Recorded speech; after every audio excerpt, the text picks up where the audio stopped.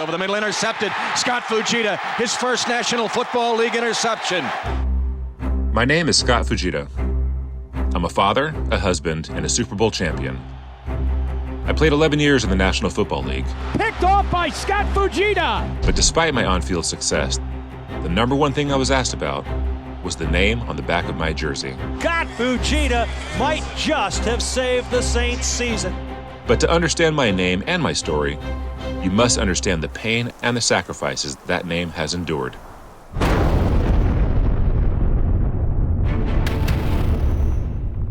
Yesterday, December 7th, 1941, a date which will live in infamy.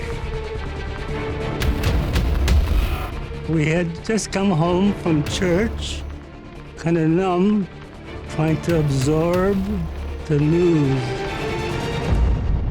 I was about a mile away from home visiting some friends who were all white. And one of them happened to say, hey, we're at war with you guys. Our people, our territory, and our interests are in grave danger.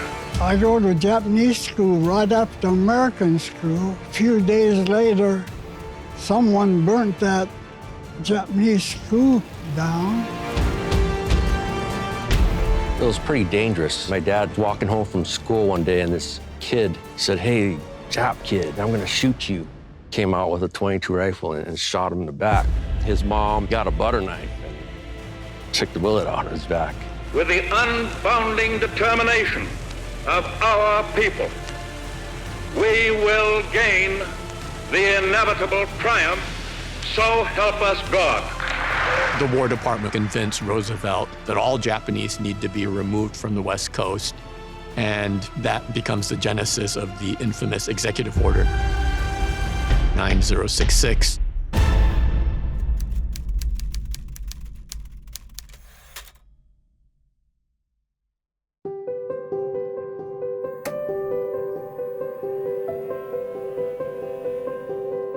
Oh my gosh. That photo had to have been when we first got you home. My wife and I weren't able to have children, but we wanted children, so the alternative was to adopt. I always felt lucky and proud to be adopted. I recognized the fact that I didn't look like my dad, particularly as I aged and grew and grew and grew and grew and grew. But again, that was just part of my story and part of what I think made me unique. I remember one time we were at a Japanese friend's house, and his grandsons were there, and Scott goes outside and he says, hi, my name's Scott Fujita, I'm Japanese. And these little Japanese boys are looking at him like, what? Yeah, they didn't quite know what to make of that. Growing up, I heard references to life in camp. I think I knew that my dad was born in a camp, but it wasn't something he talked a whole lot about. It wasn't something that my grandparents even talked a whole lot about until I aged and learned a little bit more about this experience. My grandfather, Nagao, he was a student at University of California, Berkeley. My grandmother, Lily, she worked at Cal. After the attack on Pearl Harbor, news began to surface that there would be a forced relocation. My grandparents chose to get married at that time to ensure that they wouldn't be split up. Living in that zone were more than 100,000 persons of Japanese ancestry, 2/3 of them American citizens. Some among them were potentially dangerous. Military authorities therefore determined that all of them, citizens and aliens alike, would have to move. The next thing that happened was that a Caucasian man walked into our farm, offered a price for the entire farm, car, truck, horses, crops, everything. Take it or leave it. You don't take it, you get nothing. I just assumed that whatever was happening was correct, because I didn't think the United States government would do anything wrong. And then we were loaded on a train. Some old train, 3 days and 4 nights. With all the shades drawn. We sneak a view through the blinds and watching for signs, what towns we were going through. I remember what a miserable trip that was. And I remember getting put on a truck, and then the truck took us to wherever our particular home was going to be for the next 3 years.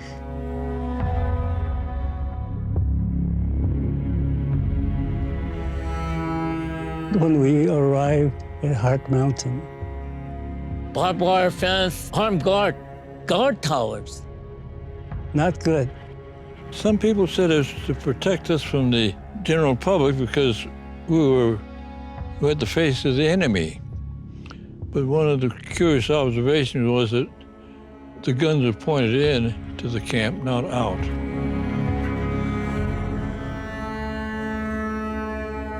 Hart Mountain was built rapidly on a piece of land that apparently nobody wanted. The buildings were very rickety. The walls had gaps in it, and you could even feel the breeze coming in.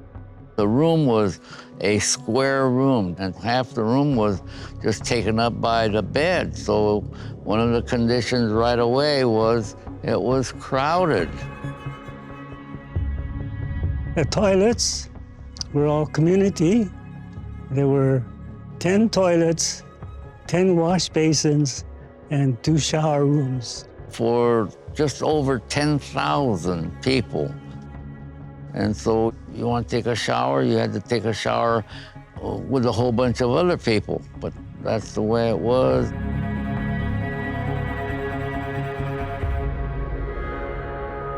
To learn more about our history, my father and I traveled to the Hart Mountain Relocation Center in northwestern Wyoming. There's nothing here now, but this is the view of where the entire camp was before. 10,000 people, the third largest city in Wyoming at the time. Wow. All gone now, but that's the view that would have been filled with barracks. And I guess this gives you sort of a real life feel for what life may have been like here. I mean, here we are in May, wind gusts around 60 miles per hour, temperatures in the high 40s. The Hart Mountain Camp, located in Wyoming, of the 10 big long-term camps run by the War Relocation Authority, it was the furthest north and at the highest altitude, and I think it pretty clearly had the worst conditions. It was the coldest winters I recall was in 42. It was a son of a bitch. They were never ready for this weather and the bitterness of it. It was a case of war hysteria, racism. They didn't take up arms. They weren't figuring out how to burn the camp. They endured. They were Americans. Even surrounded by prejudice and hate, something pure and hopeful was born.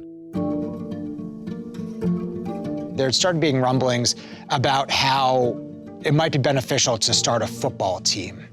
When they had the first practice, 40 guys showed up, and only 3 had ever played high school football before. When I went off of football, he found me a pair of pants that was 2 times bigger than myself. Seemed like I'm swimming in that pants. We had to take whatever they gave us.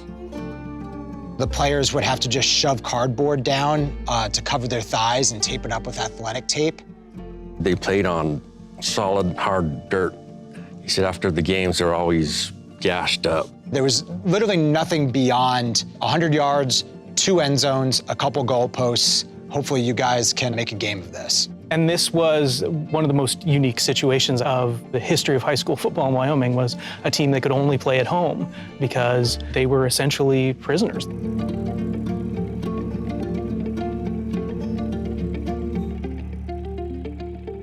So the first game the Eagles ever play is against a team from Warland, which is also in North Wyoming. And this is a team that was really well known. And the fact that the Eagles even got this team on their schedule was sort of a miracle in and of itself. Warland was a really consistent competitor. They won like 4 championships in a row in the mid-20s. This team comes into Heart Mountain through the barbed wire and past the military police, and they show up at this dirt field, and it's lined with more than 4,000 people from the camp. I'm standing there by myself. I'm like a 13-year-old kid. I did not get to see hardly anything because too many people. The crowd was so much. Just about the whole camp came out to watch. And we obviously rooted for our own teams, and we thought our guys were pretty darn good, considering sort of a thrown together team. Well, the first game for the Eagles, all I remember is carrying the ball about 3-4 times. A really just knockdown, drag-out game. 3 yards and a cloud of snow. There wasn't much creativity. Very late in the game, the Eagles score a touchdown and Moreland fumble the kickoff, and the Eagles win their first game. It gave everybody in the camp a sense of pride, living in these camp conditions, and that was able to be put together and participate and play the so-called all-American game called football and be very competitive against the outside schools. These are yearbooks. The 1944 tempo. And here's where you can see some of the football players in the high school yearbook. So here it's talking about the Eagles as a thundering herd.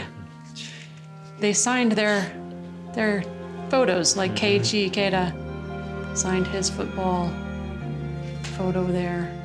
I don't know, how's their form?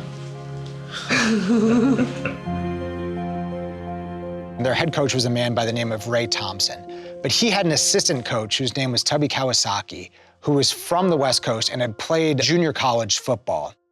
They started experimenting with what has become known now as a spread offense. So Tubby brought those skills and things that he had learned playing college football and really tried to apply them to high school football, which hadn't been done at that point and definitely hadn't been done in Wyoming. I was left halfback, all of 125 pounds, I guess. Playing against the Caucasians, they could be up to 200 pounds, some of them. All these young men took this disadvantage of being smaller and really turned it on its head. You have to come up with end arounds. You have to throw the ball a little bit more often because you're not going to run the ball and get it past a 200-pound guy from Lovell or Red Lodge, Montana. So defenses had no idea how to defend it. The Eagles got past the line of scrimmage. Essentially, they were gone. The Eagles finished their first season 3-0, undefeated. They had tried to book more games, but they had a hard time scheduling games because I don't think anyone really wanted to send their students into this camp to lose to this team. So the second season, they ended up playing the same 3 teams that they played the first season, which was Lovell, Worland, and then Red Lodge, Montana. And then here comes Natrona. Natrona was one of the big, powerful high schools and still remains so today in Wyoming, and especially in Wyoming football. Natrona was left with this hole on its schedule, and they went looking for a team to play with like 2 weeks' notice. Natrona's coach and the folks at Heart Mountain were able to touch base, and Natrona, to their credit, said, hey, great team, great opportunity, let's go make this happen. Natrona not only brought their team with them, but they brought one player whose name was Leroy Pierce. Leroy Pierce is by far the best player that Heart Mountain has ever played against. And they immediately fall into a really quick hole, down 13-0 really quickly in the game. And this was the first time not only that they had trailed in a game, but the first time they'd ever been scored against. So they've had to decide, are we just gonna sort of turn over here, or are we gonna really fight to try to find our way back into this game? And as they've done all the years in camp, whether it was on the football field or outside of the football field, they fought back. And it's 1913. They have one last shot at the end zone, and a guy by the name of Georgia Hero, unfortunately, drops the game-winning touchdown. You could look at this as a loss and the only loss that the Eagles ever played. But from my perspective, it's this really clarifying and solidifying moment where the Eagles proved to not only everybody in the camp, not only to themselves, but to everybody in the state of Wyoming, that they were a team that wasn't a figment. They weren't just something that happened in this camp that people could forget about when the camp closed. They were a real football team. The fact that they played against the best and were right there hanging with the best teams in the state, I think in that loss, it really legitimized how good of a team they were to a lot of people. The Eagles would never play another game. Earlier that year, the U.S. government instituted the draft for Japanese Americans inside of the camps. Some, understandably, resisted their service, including 63 here at Heart Mountain. But the majority of those called upon faithfully served their country, and some, like my grandfather, even volunteered to serve. I'd seen some of the memorabilia, and I've seen my grandfather's medals, and I've seen, his uniform and his chest and his typewriter, all of which said 442nd RCT, Regimental Combat Team, on them. So I knew that he was, a veteran of World War II. I knew that he was, in my eyes, a hero. And then what I didn't know or properly understand or appreciate was that he fought for the 442nd, which ended up being one of the most decorated battalions through the entirety of World War II. Also that it was made up of entirely Japanese Americans. He wanted to prove that he was an American, so that's why he was willing to go fight for his country. Here's someone who is making the decision to go and fight for and defend the country, who is currently imprisoning one's family. The juxtaposition of that I find fascinating and just really, really powerful. So much has changed since the end of World War II. But the shadow of fear and bigotry lingers. After 9/11, there was this incredible wave of racism and prejudice against Muslim Americans, but not only just Muslim Americans, Arab Americans, Sikhs, lots of different people that sort of got wrapped up in this fervor after September 11th. And that really just mirrors a lot of the sort of prejudice and lies that came after Pearl Harbor. It instantly popped into my head, the camps, when the situation was going on after 9/11. I thought, oh my, this is starting all over again. It was scary. So many people saying, we got to round up all the Muslims, throw them in the concentration camps, and then ship them out of the country. And then I thought back to our experience. We don't want that to happen ever again to America. Probably the most famous person who was incarcerated at Heart Mountain was a young man named Norman Mineta. And he becomes a transportation secretary under George W. Bush. After September 11th, Mineta is adamant that the airlines across the United States do not profile folks coming in and out of the United States on airplanes due to their race or their religion. Norm, knowing that he had been incarcerated simply because of his background, was now the person who was in charge of and was telling airlines to not fall into that same trap that the federal government fell into in 1941 and 1942. And he serves as this really powerful example of someone whose lived life experience really came to color his professional experience decades and decades later.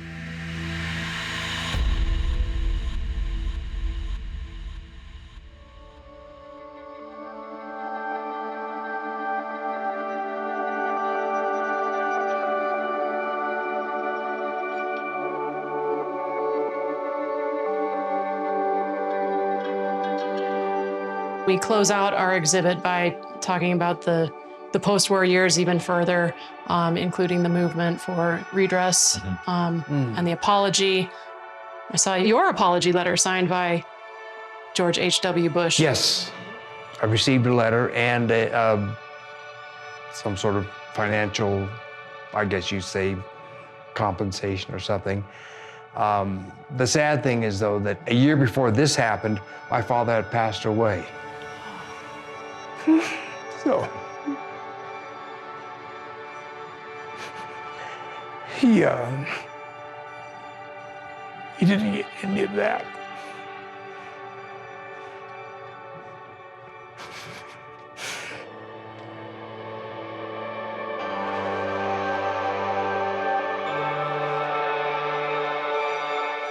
People want to look at the United States, I think, a lot of times as the hero of World War II. And that's true in a lot of ways. It's true for a lot of people.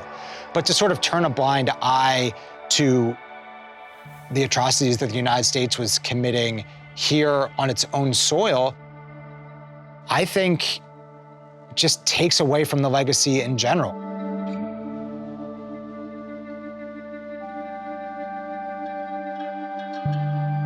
We have to talk about it. And the wrongs that happen, if we don't talk about it, it will happen again.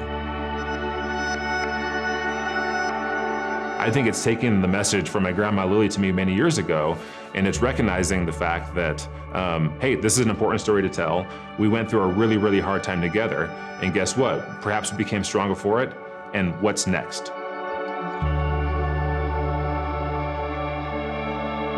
This is painful history to revisit. So many people, like my father, struggle to share the weight of these memories. But standing on that hill, overlooking the land that held thousands of citizens like my grandparents prisoner, I couldn't help but think back at the lives that were changed, the strength that was shown, and the lessons we have yet to fully understand. We have to learn from the mistakes that were made, and we owe it to every man, woman, and child who is held there to make sure their stories live on forever.